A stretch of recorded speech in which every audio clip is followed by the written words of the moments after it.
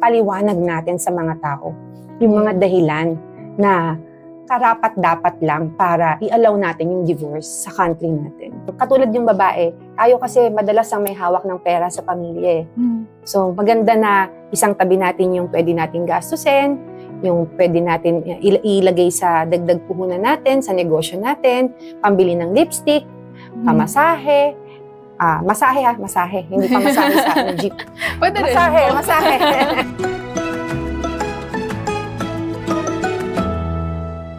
Hi Dreamers, this is Jerry Salvador and welcome to the Pillow Talk, where dreams get unplugged. Ang ating guest for today po, napaka-special po dahil napaka-compassionate po niyang leader, napaka-practical, and merong pagmamahal. Let's all welcome Ms. Kate Cositeng. Hello! Magandang gabi sa inyong lahat. Maraming salamat, Jer, sa pag-invite sa akin. Yes, you're very much welcome po. And I know it's not your first time po being in this kind of a setup, no? Kasi po dati meron kayong sarili niyong talk show. Kate Talk Active, yes. Can you tell us about that po? How that happened? Yung Kate Talk Active, nakalimutan ko nga kung anong year. Pero it focuses on mga social issues, mga ganyan. Kasi di ba politician ako. 2004,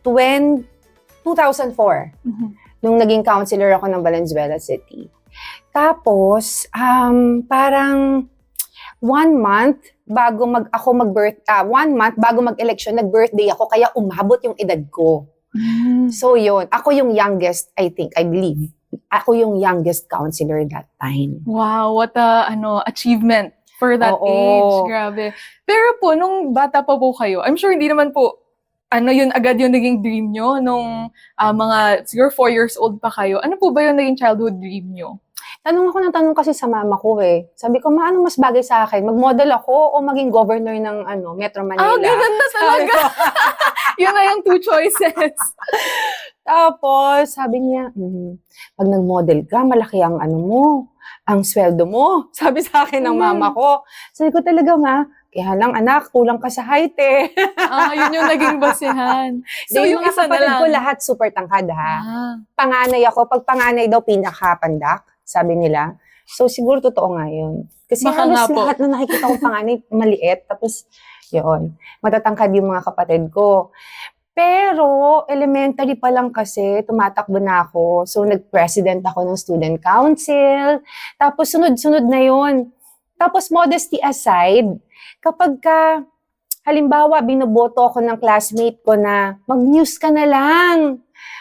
Hindi naman sa nagagalit, nakikiusap ako na, okay lang ba na mag-treasurer na lang ako? Siyempre, pag bata kayo, di ba ganun, okay lang ba na mag-president na lang ako ng klase natin? Kasi tatakbo ko ng student council, ayoko maging news. Sabi ko ganun. Pero may kandidato na ako sa utak ko kung sino yung kukunin kong news. So ganun na po talaga kayo Nag-nominate na ako kung sino yung news. Oo. Grabe. At such a young age, parang meant na talaga kayo for this role. Yes, parang ganun. I mean, yun yung natatandaan ko talaga sa childhood ko na palagi akong tumatakbo sa classroom. So, may nag-message sa akin, nung nanalo akong konsehal, yung isang kabarkada ko, nag-message siya sa akin, Kate, tinignan ko yung yearbook natin. Ang gusto mo pala talaga maging governor. Sabi ko, wala nga governor sa Metro Manila pala. Mare, mayor pala. Dapat ang tatakbuhin ko.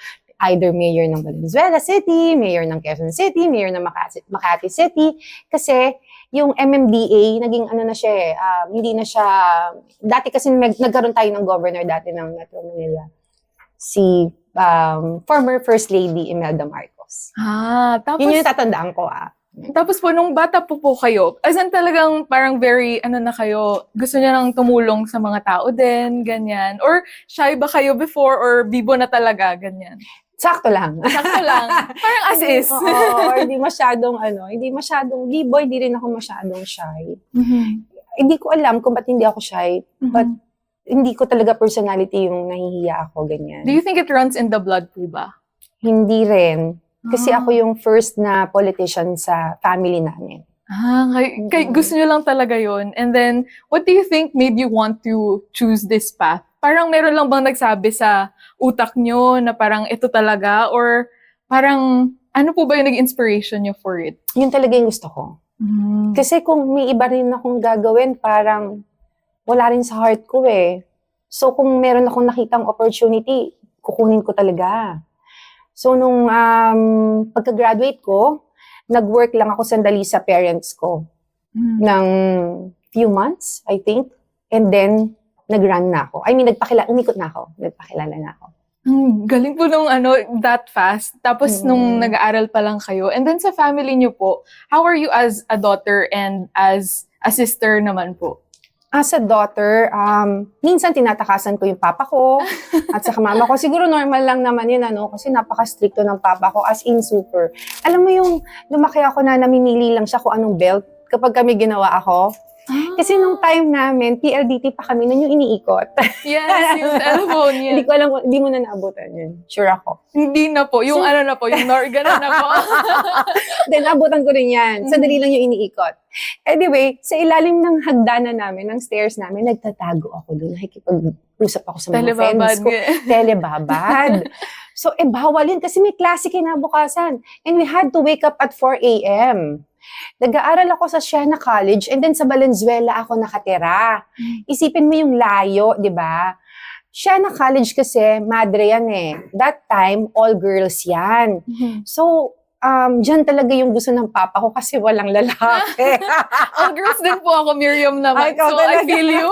Yan ang pinakamalapit sa Valenzuela, yung Siena College that time. Kasi yung Miriam sa aming Ateneo na yan Yes po. Baka 3 hours away na Layo yan. Oo.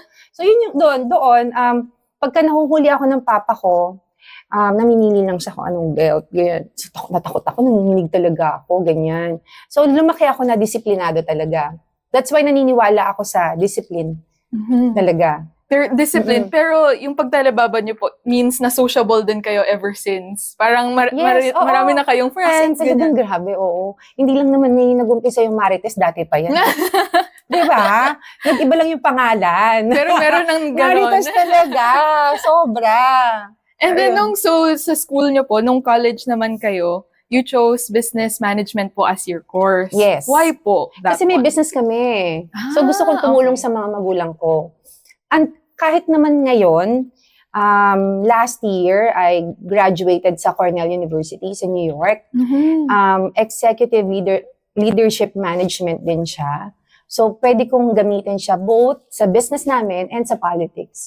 Halos pareho lang naman kasi yung paano mag-manage, ganyan. Tuturuan ka naman kung paano ka maging leader, di ba? Yes. Sa business din po kasi, like, there's people under you din po. Yeah, so, ganun din. And then you help the community with your product or service. Yes, Ganun. So, parang may similar, pagkakahawig. Tuturuan ka kasi talaga kung paano maging leader. Ganyan. And then po, nung after graduation po, what was your first job? Well, nagtrabaho lang talaga ako sa parents ko. And then, tumakbo na ako. What was the business po ba with your family? Gumagawa kami ng mga gamit sa daan. And then, ano po yung naging role niyo po dun sa business na yun? Wala lang, sekretary lang ako ng mama ko. Tapos pinapagalitan niya ako palagi. Kasi palaging palpak yung trabaho ko. Parang, syempre bata pa ako na, di ba? Palaging, ang natatandaan ko lang, gusto ko lang palaging sumama sa kanya kapag meron kaming mga projects sa mga kung saan-saan ng mga probinsya because kakain kami sa Jollibee. Yun yung Yun yung nakaka-excite sa akin that time when I was younger. Yun yung, kasi yun lang, parang yun lang at saka McDonald's pa lang yung fast food nun at saka Shakey's parang. Yeah, so as a secretary, parang mga paperworks po, kayo po ba yung nag-ayos ng mga payroll ng mga tauhan, ganyan? Lahat yun. That's why memorize ko yun lahat. I mean, that helped din po, diba? Nakatulong siya hanggang ngayon sa akin, pero ngayon kasi computerized na. So, dinedemand ko sa mga staff ko na gamitin nila yung technology because mas it will make your life easier. Diba? Yes. Mas mabilis. Nagagamit natin yung oras ng tama. Yes. Pero yung process, same pa rin po. Iba lang yung ginamit. Yes, oo. Pareho lang yung process. Kailangan lang talaga marunong ka mag-computer. And then po, so after po nun, nung nag-politics na po kayo, when did that start naman po and how? Of course, tinulungan ako ng parents ko. At nung una, hindi. Ayaw nila. Very conservative nga yung dad ko eh. Sabi niya, parang, baka mamatay ka lang dyan. Siyempre, safety yung Panganay ako. una. Tapos favorite niya pa ako. Ng papa ko ha. Kasi yung mom ko ang favorite yung bunso namin. So, ako lang yung favorite ng papa ko. Tapos, tinulungan niya ako. And then, of course, mahirap magampanya. naging close ako sa mga tao, pero mas naging close ako sa mga kababaihan.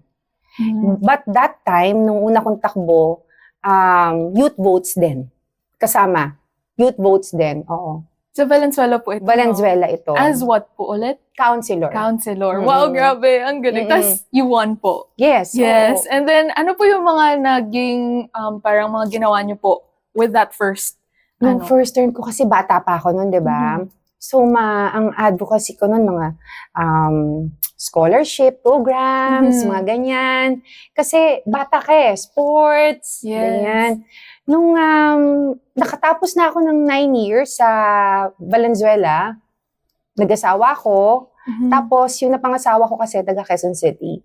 And counselor siya that time, pero last term na. So anyway, fast forward, naging counselor ako ng QC 2016. Tapos, nung 2016, ako lang yung mag-isang babaeng nanalo. So, doon ako mas lalong naging close sa mga babae. And probably because tumanda na ako. Alam mo yon, mas nag-iba na yung pananaw ko. Yun. At saka experience. Yes, pero yung mga naging, nyo po, mga platforms nyo, mas aligned na doon. Talagang naka-focus ka na sa puro mga babae. Ganyan. Yes. I mean, kasi gets din naman po nung before, di ba, kakagraduate nyo lang. So, syempre, scholarships. Mas close sa inyo yung youth, di ba? Yes, pero close na rin ako grad. Close na rin talaga ako nun sa mga kababaihan. Pero, dito ngayon sa Quezon City, dahil nga mag-isa lang ako na babae, talagang na-absorb ko talaga. Palagi kong sinasabi yun sa lahat ng interviews ko, na-absorb ko lahat ng problema nila. Pati yung mga problema nila sa asawa nila, sa anak nila, sa ganito nila, lahat yun.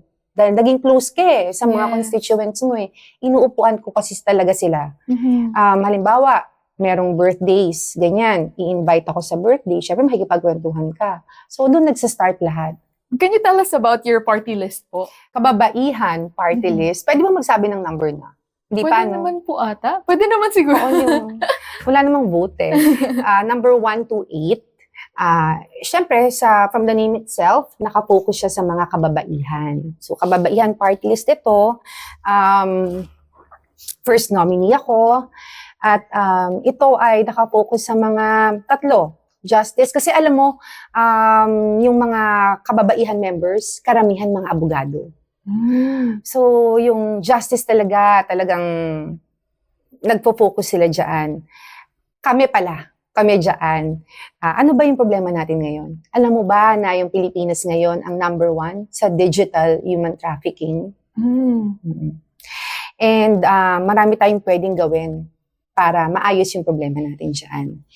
Tapos number 2, yung mga preventions. Kasi sa RH bill natin, nakapaloob doon puro mga treatments. At saka meron din sa Universal Healthcare Act natin, mga treatments din sa mga cancer na particular sa mga kababaihan. Meron kasi tayong mga sakit, halimbawa postpartum depression, na sa atin lang. Diba? Meron din daw lalaki yata nagkakaroon ng postpartum depression, pero hindi ko alam kung chemical related yung kanila. Pero kasi yung atin hormonal So, unique itong mga sakit na ito sa mga kababaihan. Ang nakalagay sa, katulad ng sinabi ko sa iyo kanina, RH Bill at saka Universal Healthcare Act, mga treatments na mga may libre, may konting tulong, ganyan.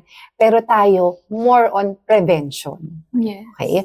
Doon tayo nagpo-focus, yung kababaihan party list. Nag-umpisa ito nung yung mother-in-law ko, yun nga, yung si former Senator Nikki Cosseteng, pumunta siya sa India. Tapos pagdating niya sa India, sabi niya, pagbalik niya pala, sabi niya, oh, you should go to India. Sabi ko, why? Wala akong pamasahe.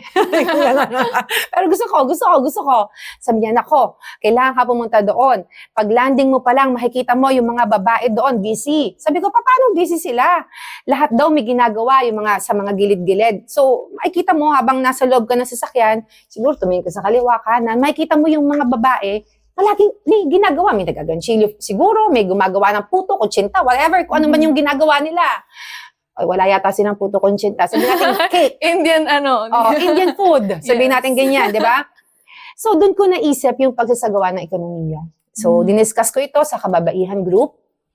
Sinabi ko sa kanila na bakit hindi tayo mag-explore sa mga microfinancing or microfinance laws na pwede natin gawin in the future. Nag-research din ako tungkol dun sa microfinance laws natin, ng bansa natin. Meron tayong mga kailangan i-modify.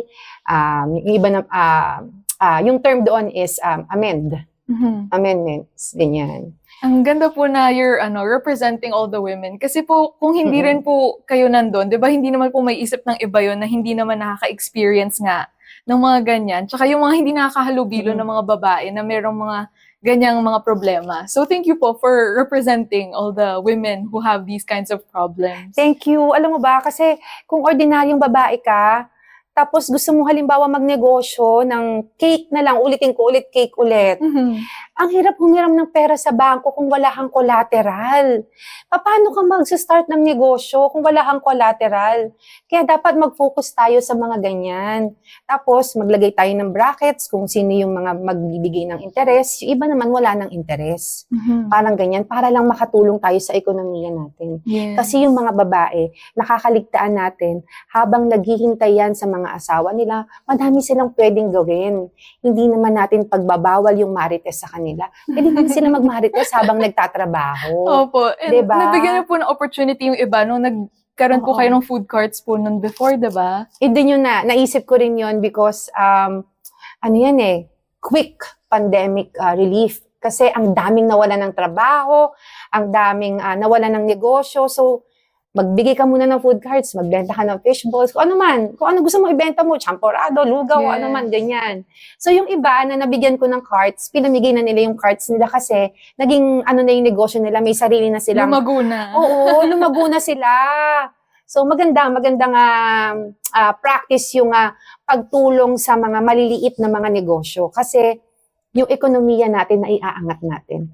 Katulad ngayon, yung inflation rate medyo mataas.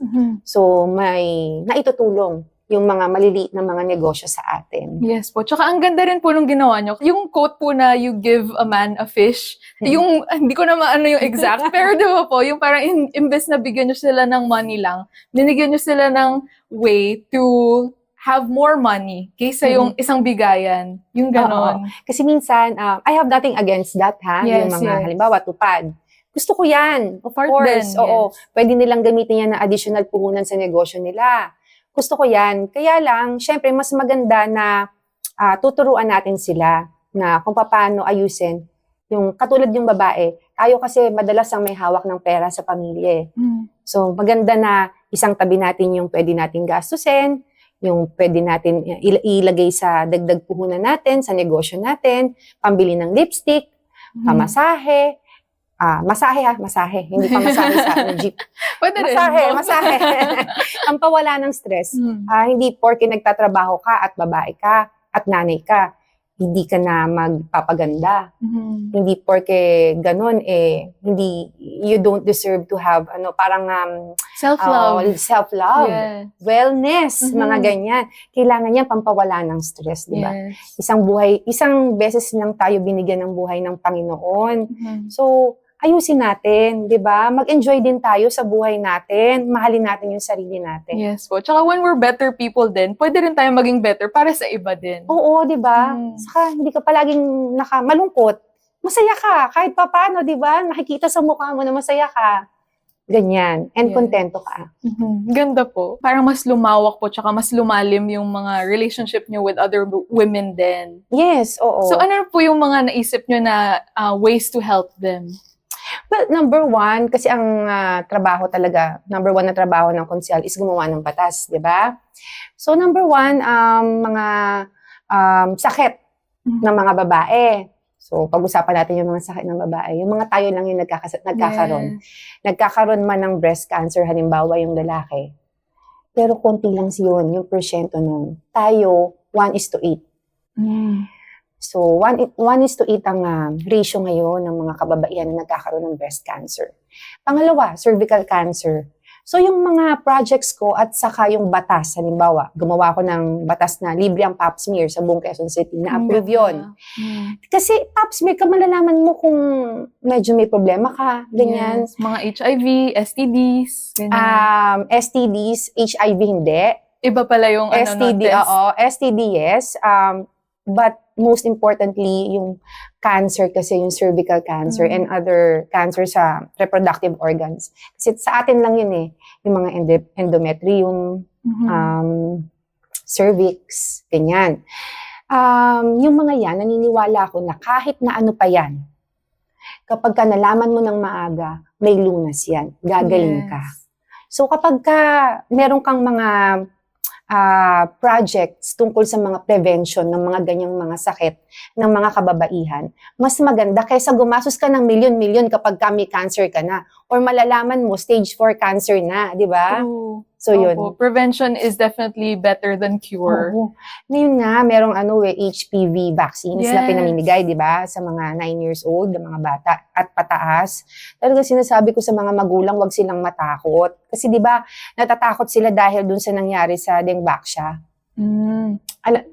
Alam mo ba yung story tungkol doon? Hindi po fully. Parang nagkaroon ng problema tungkol doon. Kasi bakuna yan sa dengue. Pero hindi ko alam kung kulang sa study or ano bang nangyari, or sa information dissemination nagka-problema, effective siya dun sa mga batang nagkaroon na ng dengue. But that time kasi, natakot yung mga magulang, so nagpa-inject lahat para hindi magkaroon ng dengue, hindi yata naging maganda yung epekto sa mga kabataan. Nagkaroon ng fear. Kaya nagkaroon ng fear. So ngayon, ayaw nilang pa-inject yung mga anak nila sa HPV vaccine na number 1 na cause ng cervical cancer, ang HPV. Marami po siyang types, no? So, need talaga, better to have it than not. Yes. Ba't ako buhay pa? 2005 yata ako, nagpaganyan, o 2006? Gardasil yan eh. At saka nung time na yun, 2 strains pa lang yata. Ngayon ang dami ng strains ngayon. So, mas effective yung bagong bakuna ngayon. Yes, I think 9 na po. Nagpa-HPV po ako. Ako rin magbago na. Kasi dahil meron na siyang parang booster na yung akin. Papa-check up ako para magpadagdag ng bakuna. Pero wag silang matakot because ito talagang proven na talagang totoo po ito at hindi po ito yung katulad nung nakaraan. Wag po kayong matakot. Kasi madami naman tayong mga bakuna ng mga talagang naging effective polio. Diba? Na-stop natin yung polio. Dati talagang grabe. Isipin mo, nung unang panahon, napakahirap nun, wala pang bakuna ng polio. Kinamamatayan ng mga tao. Measles, mga ganyan. Yes po. So marami naman din talaga na nag-work. Effective talaga na bakuna. Problema lang tayo dun sa Dengbaksya. So hopefully po, sana more people will get HPV vaccine. Yes. Pabakunahan ninyo yung mga anak ninyo, babae o lalaki. Kasi sa lalaki din, meron ding cancer na prostate cancer sa lalaki caused by HPV. Yan. So, pati lalaki, dapat na mga bata, 9 years old, pataas, pagpabakuna na rin. Yes, so it's for everyone, not just for It's women. for everyone. Nilalagay na yan ginagawa na yan sa mga eskwelahan, may mga tumatangging mga nanay. Ngayon, pinupuntahan pa namin sa communities para mag-explain na, pabakunahan po natin para hindi na sakit po o magka-cancer yung mga anak po natin. Yes, and then what about naman po your stand on abortion naman po? Yung abortion, ganito yan. Pwede siyang payagan, pero halimbawa kung yung nanay ikamamatay niya yung pagbubuntis niya. Ganyan. May mga iba naman na lumapit sa akin, Zambales ba yun? Basta nakalimutan ko na kung anong probinsya, na-rape siya ng tatay niya, 10 years old, siya nakapanganak pa. Nung na-rape siya ulit ng tatay niya ng 12 years old, namatay na siya.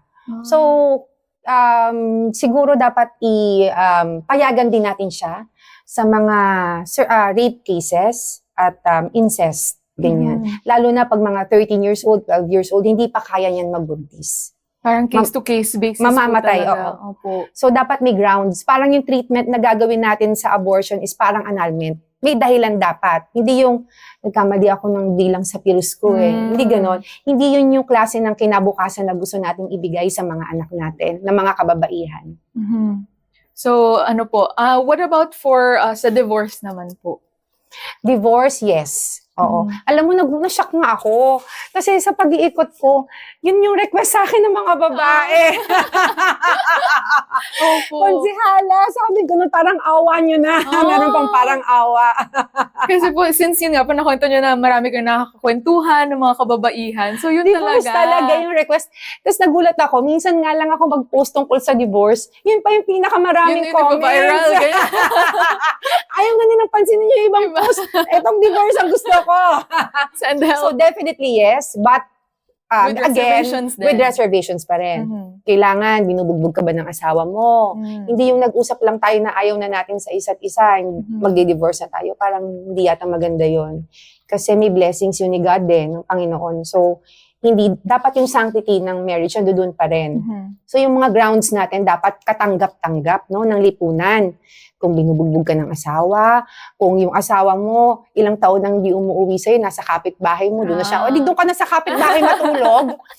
Huwag ka na matulog sa akin, sa kanya ka na, pamigay mo na. Diba? So, ganun po. Talagang merong reasons dapat. Meron dapat. And may dahilan talaga. Based po sa bang And sinasabi valid nyo. dapat. Yes. Parang safety talaga yung main priority. Oo. So, yun po yung mga gusto nyong mangyari. Meron pa po ba kayong ibang Ayoko rin mga kasi paglaruan ng mga kabataan, yung kasal yung word na kasal. Kailangan sacred pa rin yung kasal. Otherwise, mag-live-in na lang kayo. Opo, wag na magpakasal Ganun, kung oo. ano, kung ganun din lang. Kung gusto nyo rin palang maghiwalay, gagawin nyo lang laruan yung kasal ganyan. So, dapat meron talagang grounds. Paliwanag natin sa mga tao yung mga dahilan na karapat-dapat lang para i-allow natin yung divorce sa country natin.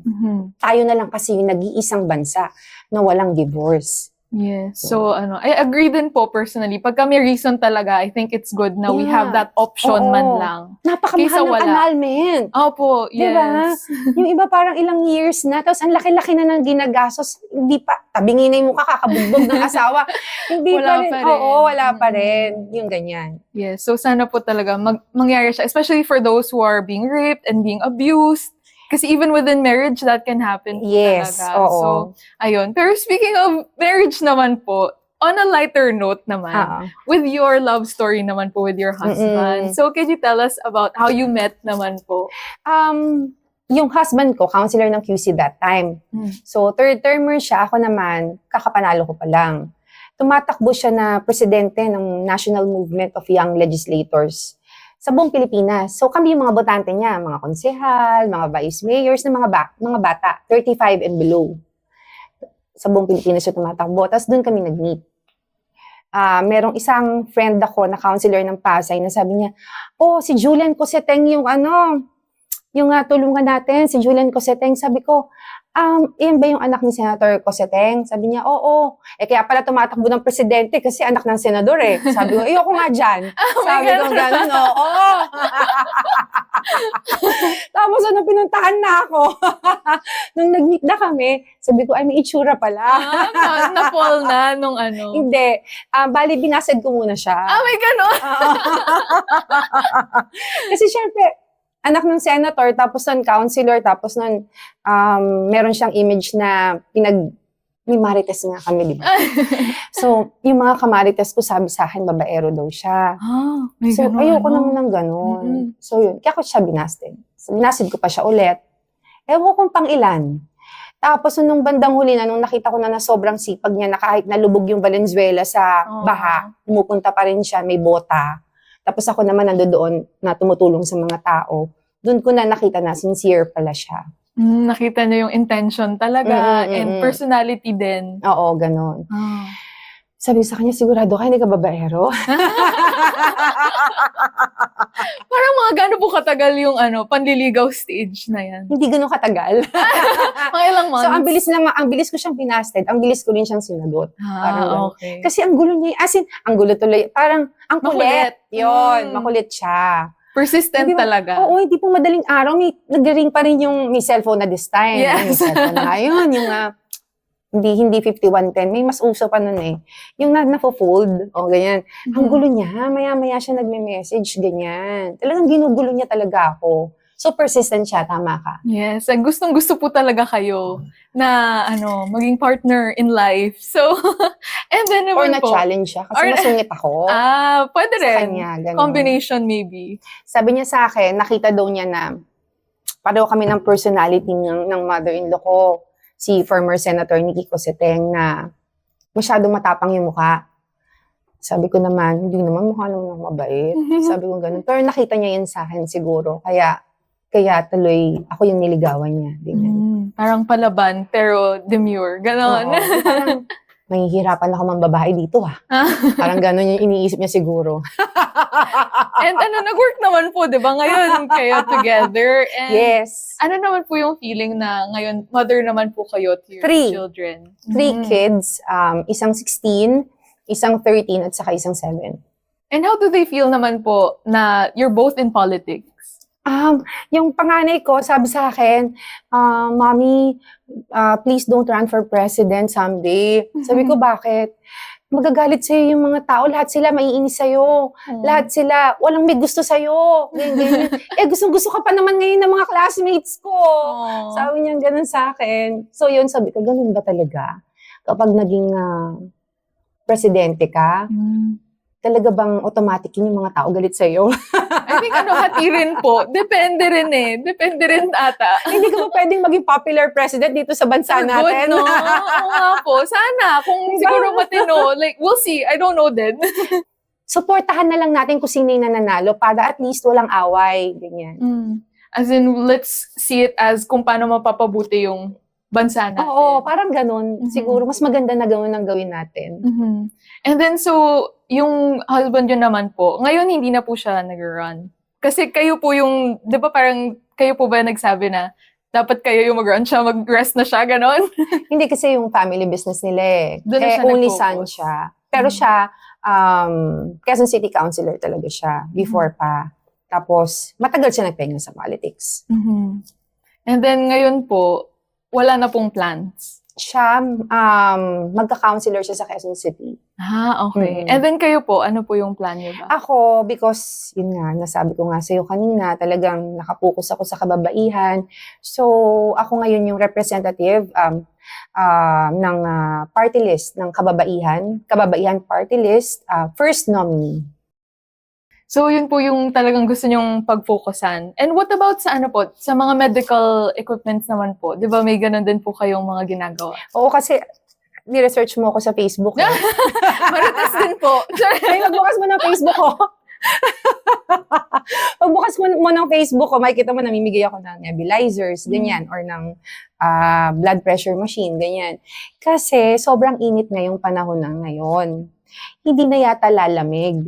So, kung ikukumpara ko lang, sa akin lang to nung nangampanya ako dati, nung unang beses na summer kasi ang campaign iba yung init. Iba yung init ngayon. And kailangan ka uminom ng maraming tubig.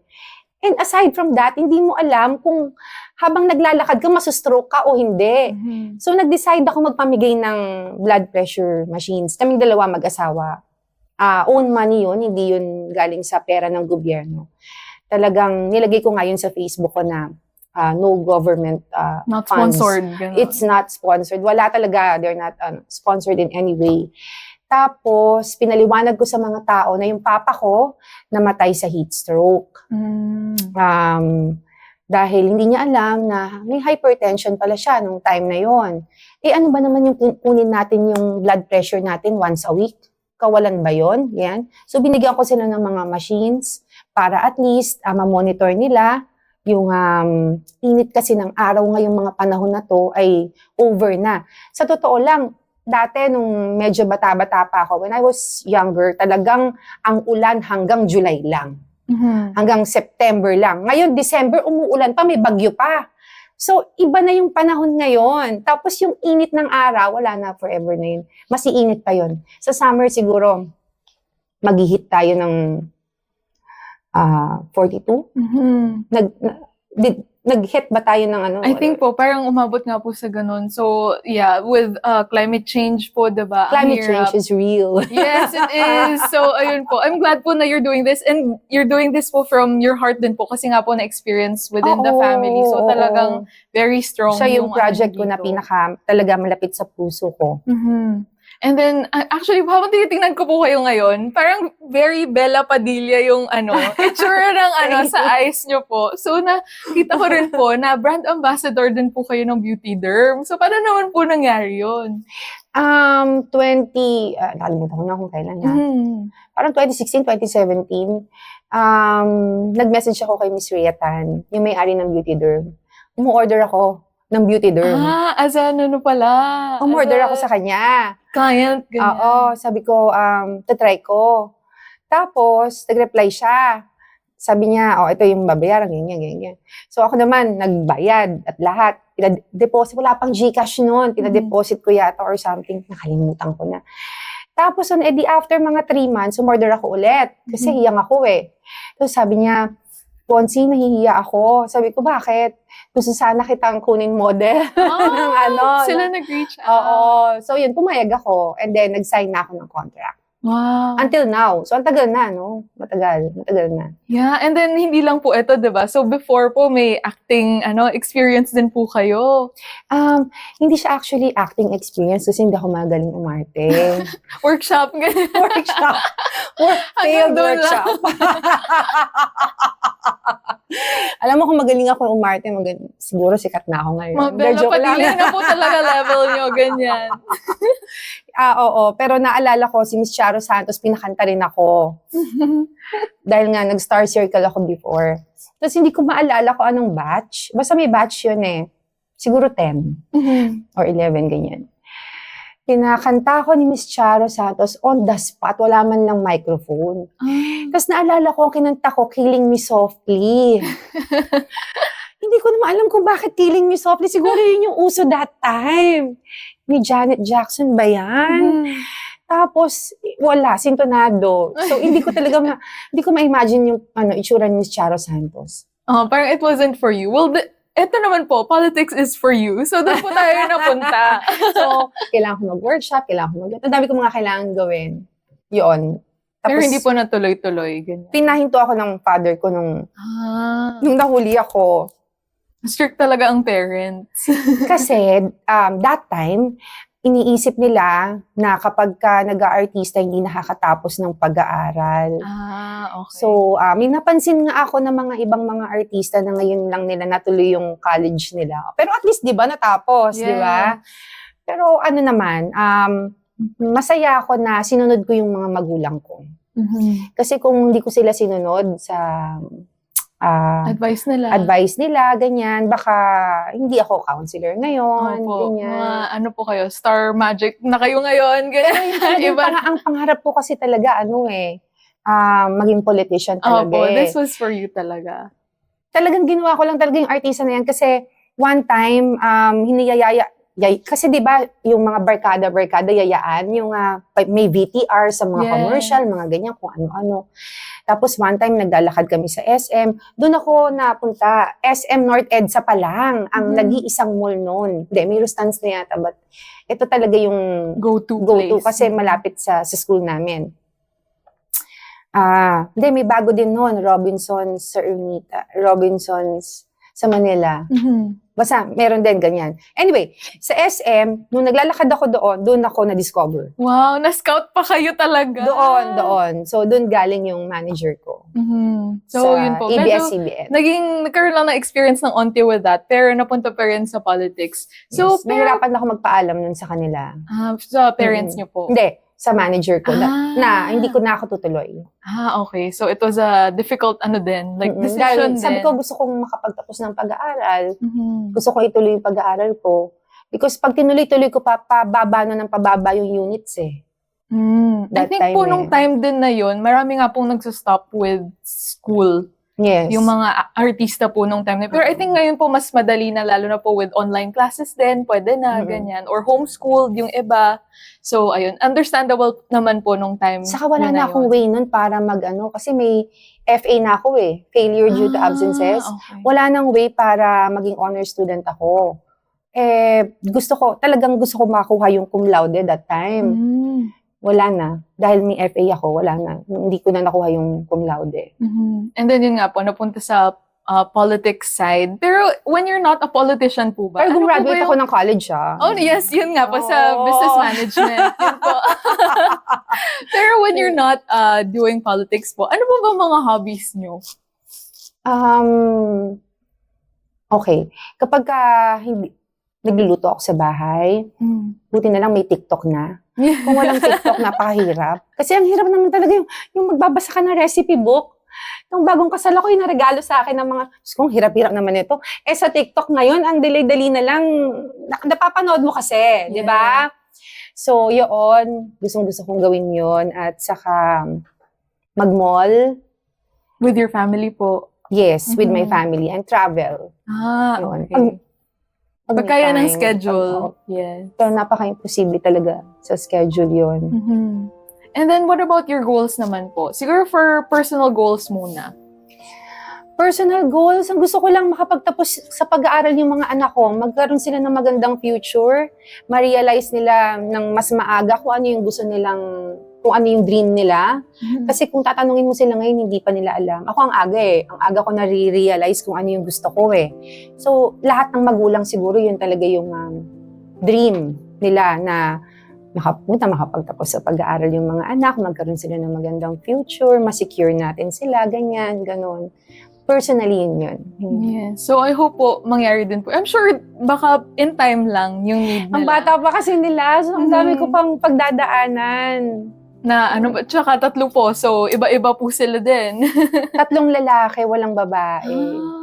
And then what about for you naman po, your own personal goal for work naman po or politics? Sinabi ko sa iyo kanina yun, di ba? Opo. Para po alam nila. Para mamarites po nila. Malaman nila kung hindi, syempre malabo naman yung goal ko. Malay po natin. Pero libre lang naman mangarap, di ba? Syempre, pag nangarap kayo, todo na. True. Why not? Kasi dream ko talaga, maging presidente ng Pilipinas. Why not, di ba? So, gano'n katagal na akong dream yun? Like, nung bata pa lang din po ba kayo? Or mga like teenager? Or nung nasa politics na? Before pa talaga. Hindi ko nga alam kung bakit nakalagay doon, governor dun sa ko Baka being modest lang yun. Talaga, yung presidente ng Pilipinas, sabi ko. Why not? Malay po natin. Like, that dream can be achieved naman po. So, anyone can be a president, technically.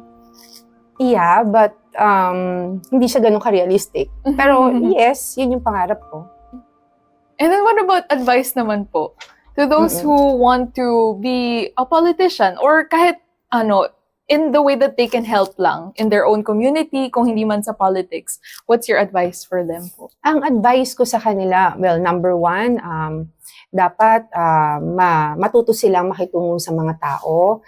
Kasi ang makakasalumuhan nila, kahit na volunteer ka, iba-ibang klase ng tao, and makakarinig sila ng mga bagay na hindi nila gusto. Kaya dapat mataas yung emotional quotient nila, which is more important than IQ. Talagang lahat ng klase ng pasensya dapat kunin mo lahat. Yun ang ma-advise ko sa kanila, number 1. Number 2, para dun sa mga gustong maging politician or mga kabataan na may pangarap, maging politiko, magsipag sila.